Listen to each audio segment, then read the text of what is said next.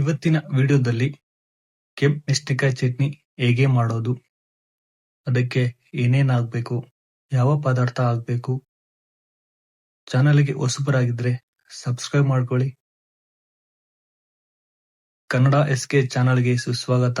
ಪರಮಾತ್ಮ ಇದ್ದಾನೆ ಗೈಸ್. ಸ್ವಲ್ಪ ಎಣ್ಣೆ ಹಾಕೊಳ್ಳಿ. ಅದಾದ್ಮೇಲೆ ಕೆಂಪು ಮೆಣಸಿನಕಾಯಿ ಹಾಕೊಳ್ಳಿ. ಸ್ವಲ್ಪ ಎಣ್ಣೆ ಹಾಕೊಂಡು ಚೆನ್ನಾಗಿ ಫ್ರೈ ಮಾಡ್ಬೇಕು. ಅದಾದ್ಮೇಲೆ ಸ್ವಲ್ಪ ಬೆಳ್ಳುಳ್ಳಿ ಹಾಕಿ, ಆಮೇಲೆ ಈರುಳ್ಳಿ ಹಾಕೊಳ್ಳಿ. ಅದಾದ್ಮೇಲೆ ಚೆನ್ನಾಗಿ ಫ್ರೈ ಮಾಡ್ಬೇಕು. ಮಿಕ್ಸ್ ಮಾಡಿ ತೆಳಗೆ ಅಂತ ಮಿಕ್ಸ್ ಮಾಡ್ಬೇಕು. ಚೆನ್ನಾಗಿ ಮಿಕ್ಸ್ ಮಾಡ್ಬೇಕು. ಚೆನ್ನಾಗಿ ಕೆಂಪು ಆಗ್ಬೇಕು ಉಳ್ಳಾಗಡ್ಡೆ.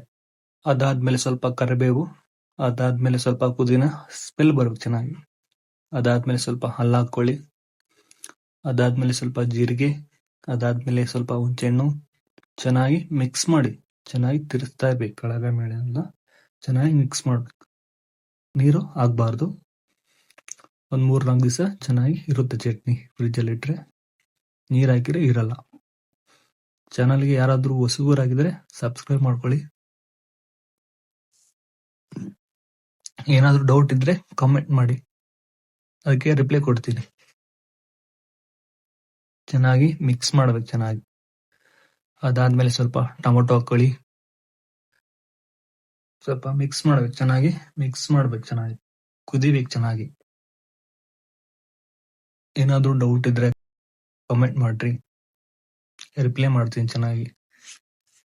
ಚೆನ್ನಾಗಿ ಮಿಕ್ಸ್ ಮಾಡಿ ಚೆನ್ನಾಗಿ ತಿರ್ಸ್ತಾ ಇರ್ಬೇಕು. ಕೆಳಗೆ ಮೇಲೆ ಎಲ್ಲ ಮಿಕ್ಸ್ ಮಾಡ್ಬೇಕು.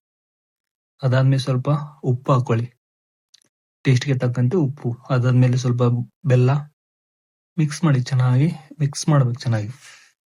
ಕುದಿಬೇಕದು, ತಳ ಹಿಡಿಲಾರ್ದಂಗೆ ಕುದಿಬೇಕು.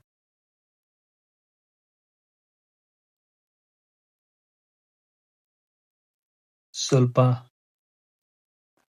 ಕೊತ್ತಂಬರಿ ಹಾಕಿ ಚೆನ್ನಾಗಿ, ಸ್ಮೆಲ್ ಚೆನ್ನಾಗಿರುತ್ತೆ. ಶೇರ್ ಮಾಡಿ, ಲೈಕ್ ಮಾಡ್ರಿ. ಇದೇ ತರ ವಿಡಿಯೋಸ್ಗಾಗಿ ಚಾನಲ್ನ ಸಬ್ಸ್ಕ್ರೈಬ್ ಮಾಡ್ಕೊಳ್ರಿ. ಈ ವಿಡಿಯೋದಲ್ಲಿ ಇದೇ ತರ ಇನ್ನ ವೆರೈಟಿ ಬೇಕಾದ್ರೆ ಚಾನಲ್ನ ಸಪೋರ್ಟ್ ಮಾಡಿ.